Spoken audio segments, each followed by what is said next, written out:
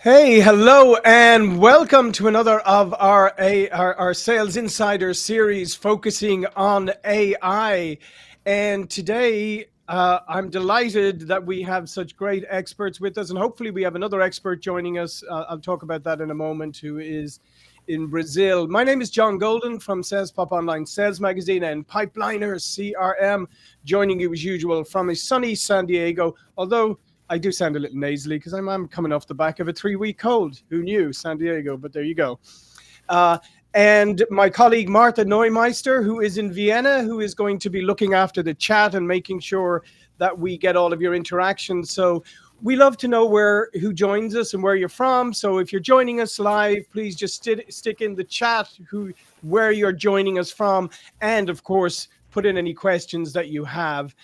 And then I'm delighted to welcome Arvel Craig, who is in Phoenix, Arizona. And Arvel is a fractional leader and a growth marketer and an expert in all things AI. And so this is going to be an exciting conversation because we're going to talk about AI and customer success and how AI can really empower customer success. And not just empower customer success, but empower customer success teams and professionals to be even more effective at their jobs. We're also hoping that the Chief Product Officer and co-founder of Convoso, Bobby Hakimi, as I said, he's in Brazil. He's having a few technical difficulties, so hopefully he can join us at some stage. And if not, hey, we have Arvel, who has got so much. He could do this for 2 hours on his own anyway. So we're good. So let's get straight into it, Arvel. How have you seen, or how do you think AI can help with customer segmentation so that you really start to see, your high value customers and where you should probably like put more of your resources into? Yeah, thanks, John. Hello, everyone. Welcome. That's such a big question. AI can do a whole lot of things. But from the top of my head, there's certain AI that you can use to enrich your data, to check. In B2B, there's tools that once you have new leads and new customers that interact on your website or go into your HubSpot or your CRM, your SalesPop, whatever, your pipeliner, AI can look into those people, kind of like lead scoring. Lead scoring's been around for a long time. So there's features that are AI enhanced that can do that can start the conversation for you, that can reply to people and do some research based upon your CRM, your updates, or LinkedIn. There's a lot of things like that I think about on one end. On the other side of it, I've been in the world of chatbots and AI agents, and that conversational aspect of AI has been around for a long time. And we typically look at it for customers or for businesses that need help. Like maybe you only staff people for 8 to 12 hours a day. AI can be like a first responder. So it's not just a pop-up box that says, leave us a message, but it actually gives customers real value and talks to them. And I guess the third way I think about is like a RAG solution, or like a knowledge base, or like when customer service and agents can actually go to an AI assistant where they can kind of get some help to get some answers quicker than a traditional search engine or a traditional knowledge base system. There's AIs that are doing that. So those are some that come to mind initially. Yeah, and I'm glad you mentioned chatbots and agents, because I think it's important for people to understand, number one, the difference between the two of them, but also how agents can really AI agents can really help with customer success, because they're intelligent, because they can learn and they can identify things, and they can make your customer success professionals, allow them to really focus on that relationship building part and really helping customers. So tell us a little bit about AI agents and as I said, the difference between those and chatbots, and how you can take it to a different level. Sure. Yeah. It's funny. Agents is a very, very hot topic right Yeah. now in 2025. But unfortunately, the definition of an agent varies from who you talk to. So I don't think there is a real specific or formal or official definition. But the way I think about it is we've had automation and integration for years. So it's partially like automation, which is just a predetermined logical tree of coming to a solution from a question. But then you have the AI, which is that, or the chatbot, which is conversational, which is somewhat intelligent, it's somewhat thinking, it's making analytical decisions based upon data and programming. So it's not a fixed answer. So you put those two together where you have a dialogue, a chat to your chatbot, but the chatbot is connected to your tools and integrated to follow those predetermined paths. So it does take some programming of the path, but there's also the conversational way where you can interact with it that way. So to me, that's kind of the best way to describe it. It's a chatbot plus automation, and you have an agent. Mhm. That makes sense. That's the way I look at it. Yeah, no, and absolutely. And as you said, I mean, the beauty of it is that they're 24/7, that they can, and often, obviously, because they can consume large amounts of data at once. I mean, they can look across all of the interactions with you as a customer and all of Hmm. that, and serve up some intelligent answers and help. That way, it makes the customer success person, when they do engage, it makes them more intelligent, if you like, because it has given them all of the context context needed. Uh, One other thing about customer success, Arvel, is one of the things that that really gets every company and really bites every company is when you're not 100% aware about what's going on with your customer, and you don't notice when maybe a customer is going a little bit south, and then suddenly Mm, you have churn that you weren't expecting. So right. how can AI help customers or customer service to as an early warning system, if you like? Yeah, again, good question. That goes back to like my first example when you think about lead scoring from a marketing or sales side, from a customer support side. To me, it's like, can I train this AI to look for keywords, sentiment analysis? Can it read the engagement of the email? So it like flag, crucial language, flag recurring problems that happen multiple times, especially if they are a high value customer. It's like, and you have to program or train the AI. I want you to look for this. I want you to be sensitive to these things, and then notify me. Notify the team in every channel, pop ups, text, WhatsApp. How do you like let everybody know? So, because we're all busy, and nobody can check all their email, all their WhatsApp. You got X, you got Blue Sky, you got Facebook, Instagram, TikTok's here, TikTok's gone. Is it red dot? So there's so much media and stuff out there, so that's the beauty of AI. It can tap into 17 different social media channels specifically targeted to your key customers, grab the language and flag certain things so that key people can be informed where there's a real issue. Yeah, and one of the other considerations, because I mean, anybody listening would say, okay, this sounds absolutely fantastic, right? And it does. Let's be honest, and it is fantastic. But one of the things that people are going to realize very quickly is especially when you start to bring AI internally, when you have internal chatbots and agents and all of that, that it's the data quality is going to be Mm, massive, because yeah, if your data doesn't if your data isn't clean, it's going to serve up nonsense, right? Garbage in, right. garbage out. It's one of the reasons why we're using today, as you know, we use a lot of AI within pipeline or CRM to support the salespeople, but we also have a duplicate check or a data cleanser built Mm, in to help our customers to cleanse their data so that the tools work effectively.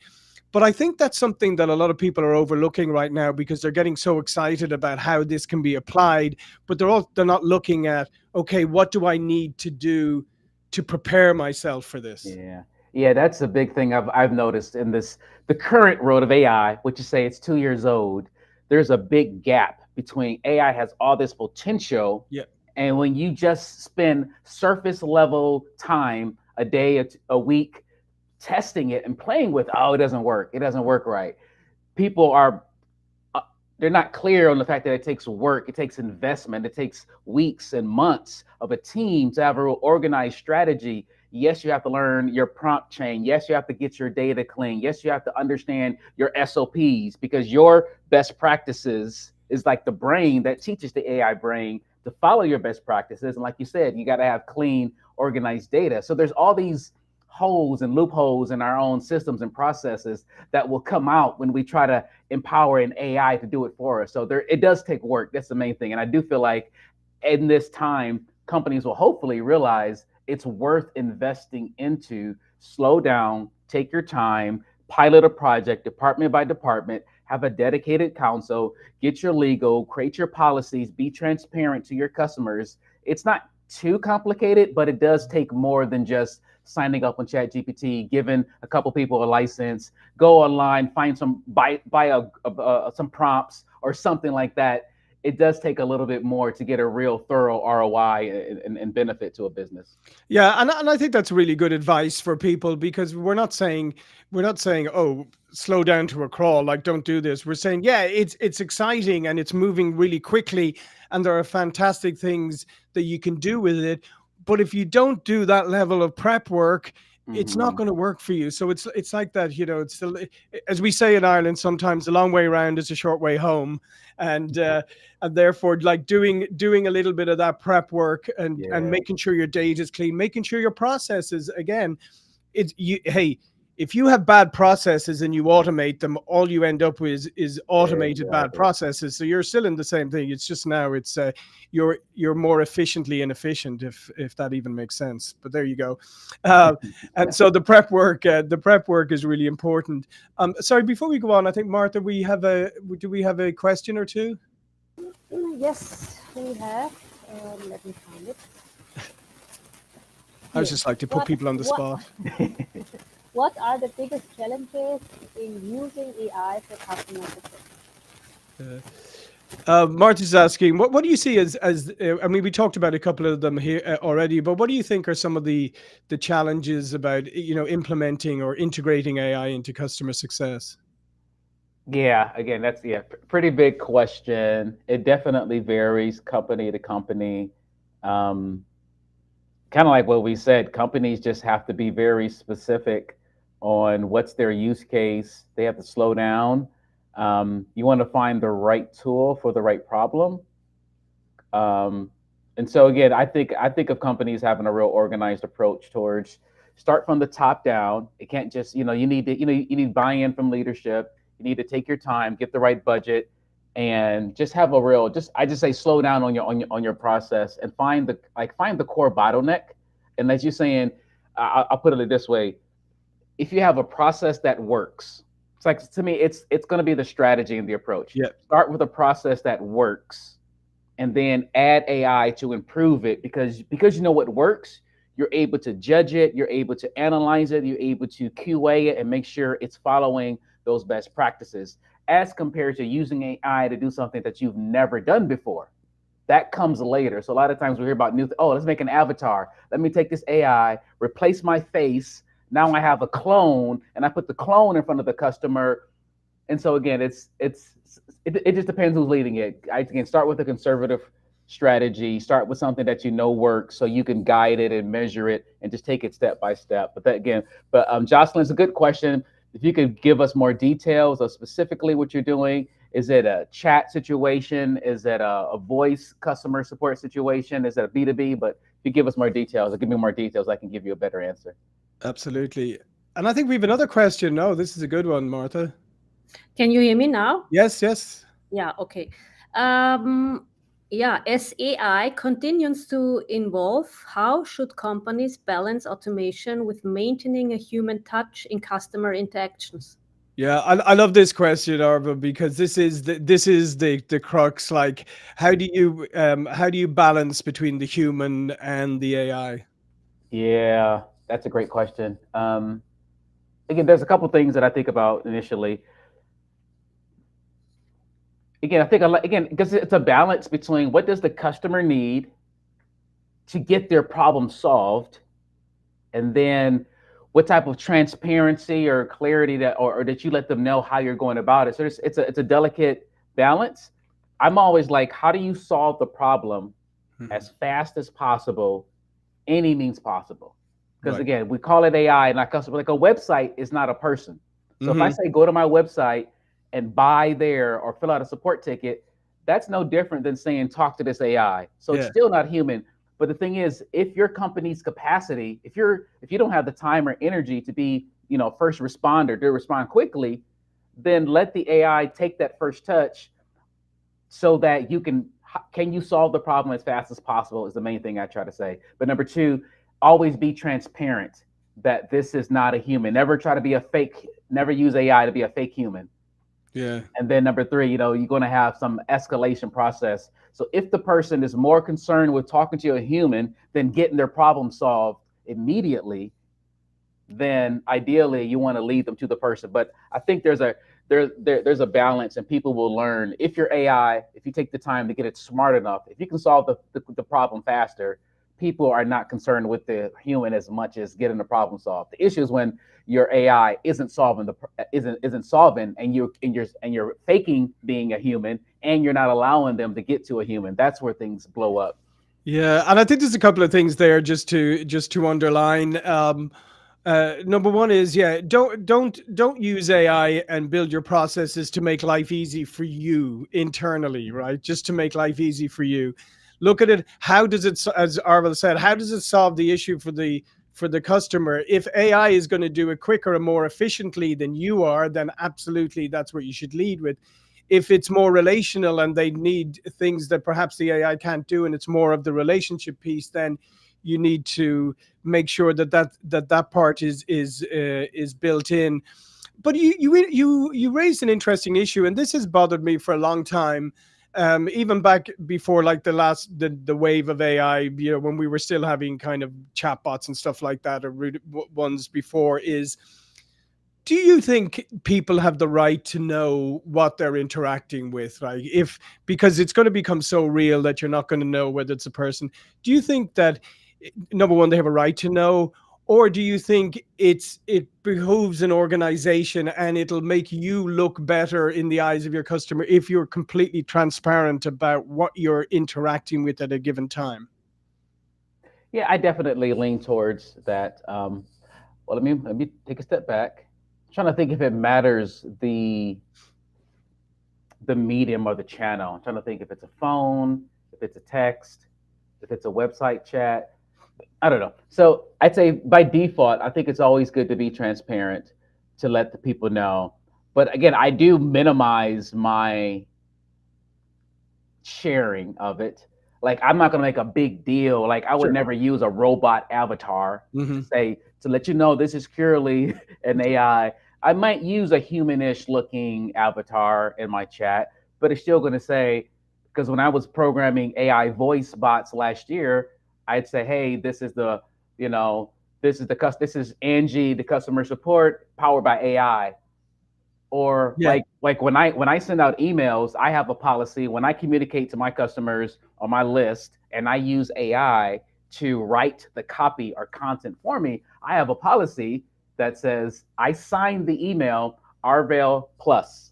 Ah. And under at the bottom, in my little disclaimers, hey, if you ever see an email signed Arvel with a plus symbol, that means that more than 50% of this article or email, that's because I write very personally. My AI writes in a very conversational way. I let them know. So I always lean towards transparency, but I don't make a big deal out of this is AI powered. I say no, it's just powered by AI. So that's kind of my approach in Yeah, situations. no, I like that approach, because I mean, I think you're being transparent, but as I said, I mean, we don't need to, we don't need to turn it into a song and dance routine, do we either? Yeah, exactly. Um, I see. Oh, Martha, here's a really interesting question I see here about our experience. Oh, can you read that one for us, please? Yes, sure. Can you share a personal experience where AI has made a significant difference in your own interactions with customer service or support?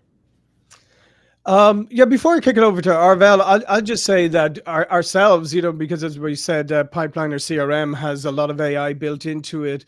What AI does for our customer success folks today is that it is able to go in and it's able to look at all the interactions, whether it's being text, email, whatever, summarize everything, sentimented, these, whether these interactions were, how, what the sentiment is, whether they're, positive, or maybe there's issues or whatever. There, it has allowed our customer success folks to really be informed when engaging with customers, and customers really appreciate that, because, as we know today, people want to be seen, heard, and understood. So when you are interacting with the customer and you're coming highly informed, you know exactly, you're coming with the right tone, the right approach. So maybe if there's issues there, you're not coming in all, hey, you're coming in with a more, empathetic approach. Or if it's, if the sentiment is high and they're just looking, you're coming in, yeah, let's help.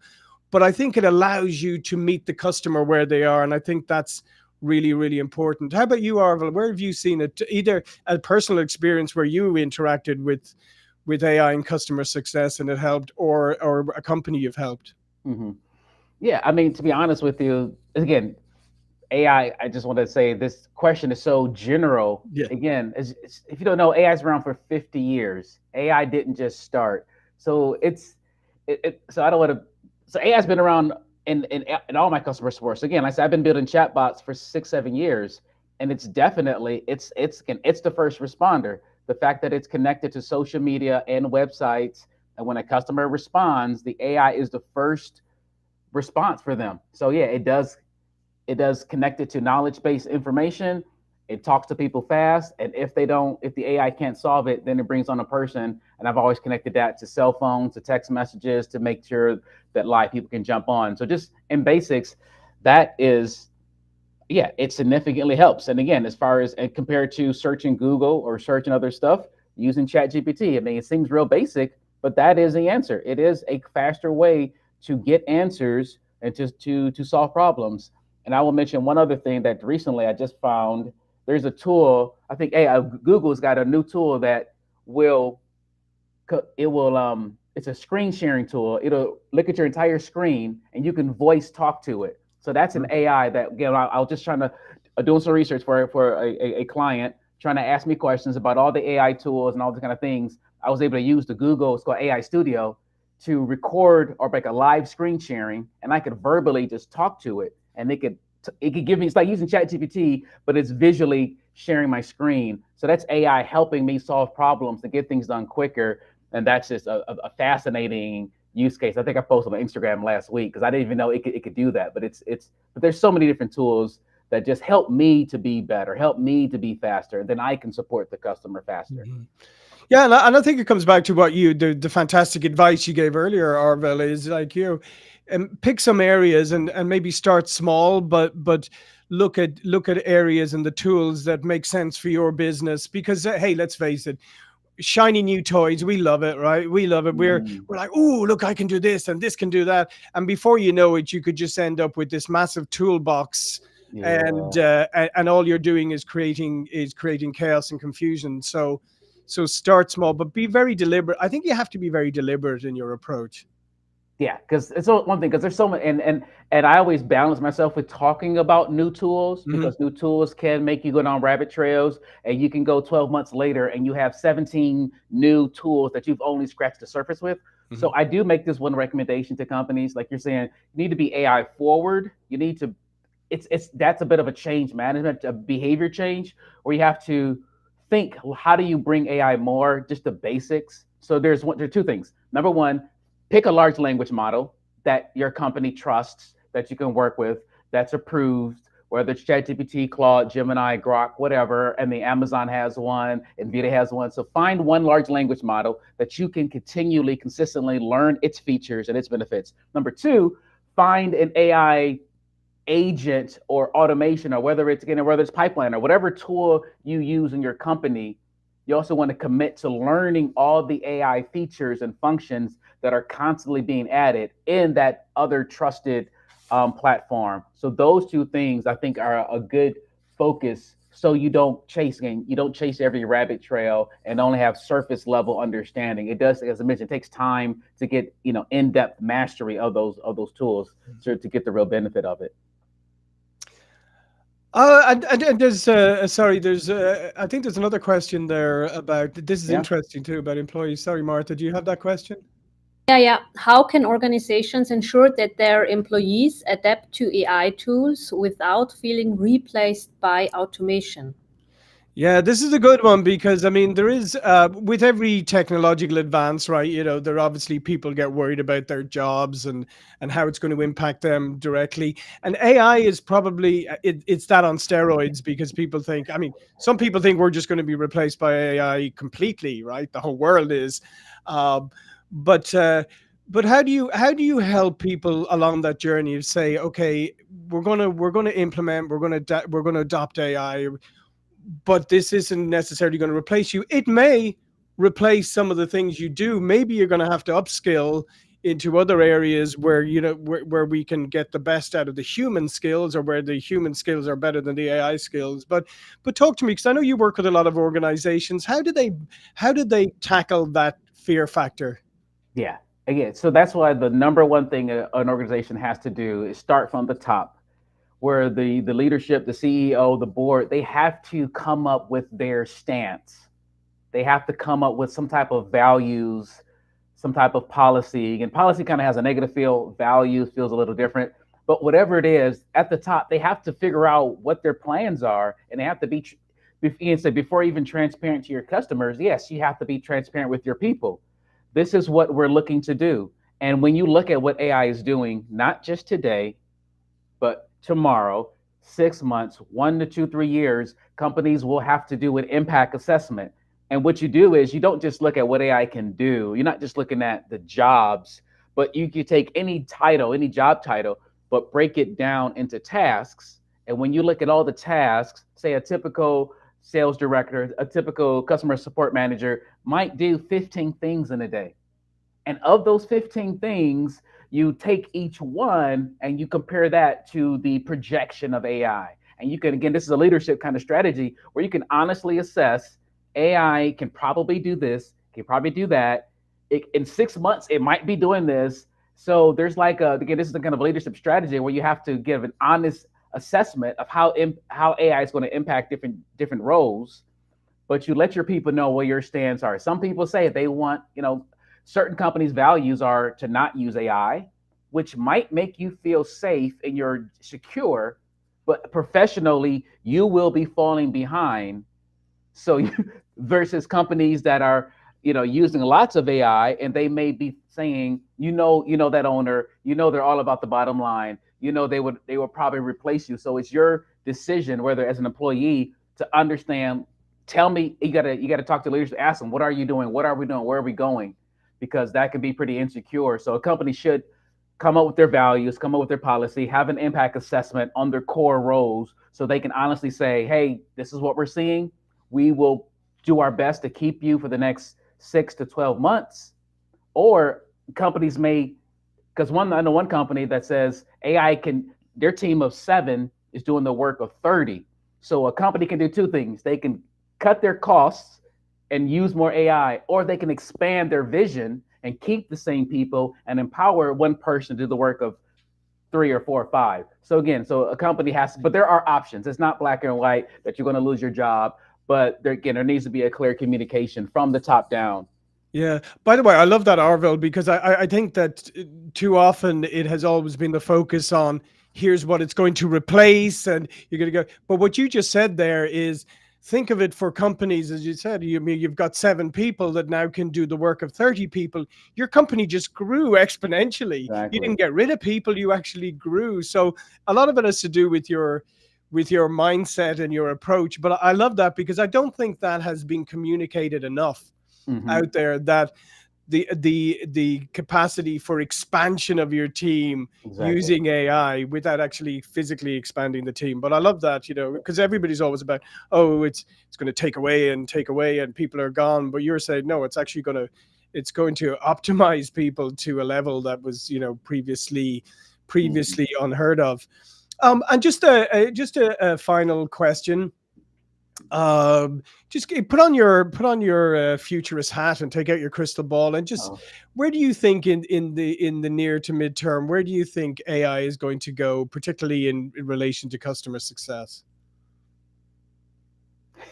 Yeah, I Gotta love. be more specific. It's so general. Mhm. I mean,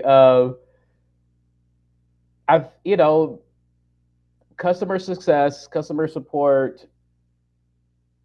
if the work is repeatable, if it's pretty standardized, it is the number one place where people are applying AI to. So of all, of Yeah. various different, threats. But yeah, I mean that's the problems that companies are solving right now, right? I don't know, I've only been around for 10, 20 years professionally, but I don't know when companies began to go overseas and realize that our supply chain, that we could shift our customer success to a global market versus just being in the US. Of course, I know your audience probably isn't just Mhm. US, but the main thing is that companies have always tried to go and outsource and cut their costs and customer support, from that standpoint. Yeah. So yeah, I can't. Yeah, it's Yeah. in general. I mean, it is one of the number one areas where businesses are looking to cut costs and use automation because if the work is rote, Yeah. if the work is that repetitive, it just doesn't make sense to not allow an Yeah. AI to do it. You know. No, I would agree. I would agree with you. And as we said at the beginning, the era of the agents is upon us. So it's going to be interesting how that plays out. So listen, thanks very much, Arvel, and especially for carrying the show today, because poor old Bobby down in Uh, Brazil couldn't, unfortunately, couldn't overcome the technical issues there. But we'll have him back another time. Before we go, Arva, please do tell people about more about you. All of your information is obviously below the video, but tell people more about you and how they can get in contact with you. Because I tell you, Arvel is a fantastic newsletter. He's a fountain of knowledge in this subject and others. So I would really encourage you to go follow him on LinkedIn, sign up to his newsletter. But Arvel, please do tell people about you. Thank you, Jeff. Well, yeah, my name is Arville Craig, and I've been in marketing for 20 something years. Got into chatbots around 2017 because I felt like that's where humans were communicating most: Messenger, Snapchat, WhatsApp. So I kind of jumped into that trend. And when ChatGPT came out, it's not the same as a traditional chatbot, but I realized I've always looked for not shortcuts, but shortcuts to automate sales and marketing. And so what I do is I speak on how to use AI in sales and marketing. I wrote the book, The AI Strategy Playbook. That's my one book I wrote last year, just for use cases, just to get people's minds. Is what can AI do today that's practical, more than just using prompts in Chat GPT. So I speak and I consult and I help teams apply AI in their sales and marketing, specifically where it's going to give a measurable ROI. That's kind of my focus. Like I try to again manage all the new hype and all ideas to actually where can we get a real profitable ROI. That's kind of what I do for companies. Yeah, and actually there was a question we didn't get to about ROI, so I'm glad you mentioned that. So if you want to follow up even directly with Arvel around AI, Yeah. around ROI and AI, easy Mm-hmm. for me to say. Uh, and thanks, Martha. Good activity in the chat today. Seems like a very Yes, interesting topic. yes, people loved it. Yeah. A lot of Excellent. questions. Yeah, that's great. And somebody was asking about transcripts and things. This recording will be available, and so hey, if you want the transcript of it, I mean, we'll generate one anyway, but you can generate it yourself using AI, so you can get a bit of hands-on experience. So listen, Arvel, thanks again today. Thank you so much for carrying it on your own. Thank No you, problem. Martha, for looking after the chat and keeping everybody engaged. Again, my name is John Golden from Sales Pop Online Sales Magazine and Pipeliner CRM. So if you want to see AI in action in the CRM, I encourage you go to pipelinersales.com and take a free trial. I guarantee you'll be amazed Mm. what AI can do to help you sell better, sell more efficiently, and really maximize your business. So we'll see you all again, hopefully next month for another of the AI Sales Edge series. This is me signing off. Thank you. Oh, thank you.